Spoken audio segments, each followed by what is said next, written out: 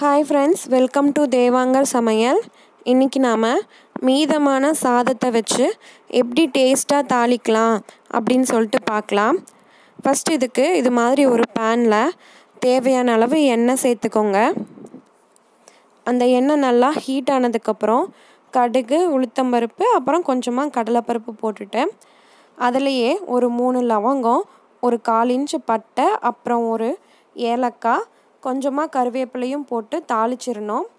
தாளித்ததுக்கப்புறம் ஒரு பெரிய வெங்காயமும் 2 பச்சை மிளகாயும் கட் பண்ணி இதில் சேர்த்து நல்லா ஒரு 2 நிமிஷம் வதக்கணும்.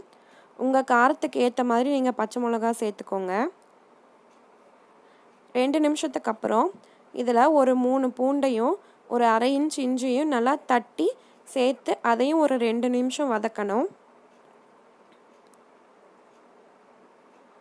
வதங்கினதுக்கப்புறம் ஒரு 2 தக்காளியை நீங்கள் கட் பண்ணி இதில் சேர்த்துக்கலாம்.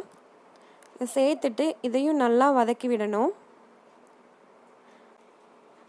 இதில் தக்காளி அதிகமாக சேர்த்தோன்னா நம்மளுக்கு தக்காளி சாதத்தோட ஃப்ளேவர் கிடைக்கும். உங்களுக்கு வேணும்னா நீங்கள் இன்னும் ஒரு 2 தக்காளியை கூட சேர்த்துக்கலாம். இதை நல்லா வதக்கணும். அப்புறம் இதில் ஒரு 1/4 ஸ்பூன் மஞ்சத்தூளும், இந்த வெங்காயம் தக்காளிக்கு தேவையான அளவு ஒரு 1/2 ஸ்பூன் உப்பும் சேர்த்துட்டு ஒரு கைப்பிடி அளவு புதினா இலையை சேர்த்துக்கணும். புதினா இலை இல்லைன்னா விட்டுடலாம், அது ஆப்ஷனல் தான்.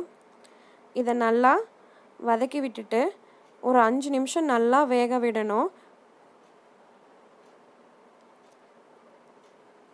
இப்போ பாருங்கள், அந்த தக்காளி எல்லாம் நல்லா மசிஞ்சிருச்சு.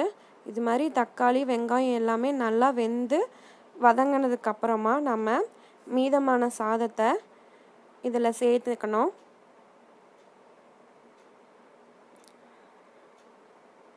அப்புறம் இந்த சாதத்துக்கு தேவையான அளவு உப்பையும் சேர்த்துக்கணும். உங்களுக்கு தேவையான அளவு சேர்த்துக்கோங்க. அப்புறம் இதை நல்லா மிக்ஸ் பண்ணி விடணும்.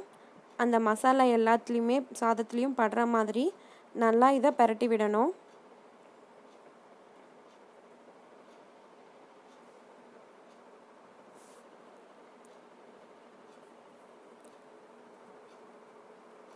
நல்லா பரட்டி விட்டுட்டு இதை நல்லா ப்ரெஸ் பண்ணி விட்டுறணும். சாதத்தை எல்லாத்தையுமே நல்லா ப்ரெஸ் பண்ணி விட்டு ஒரு 5 நிமிஷம் ஸ்லோ ஃப்ளேமில் வச்சுட்டு சாதம் நல்லா ஹீட் ஆனதுக்கப்புறம் நாம் இதை ஆஃப் பண்ணிடலாம்.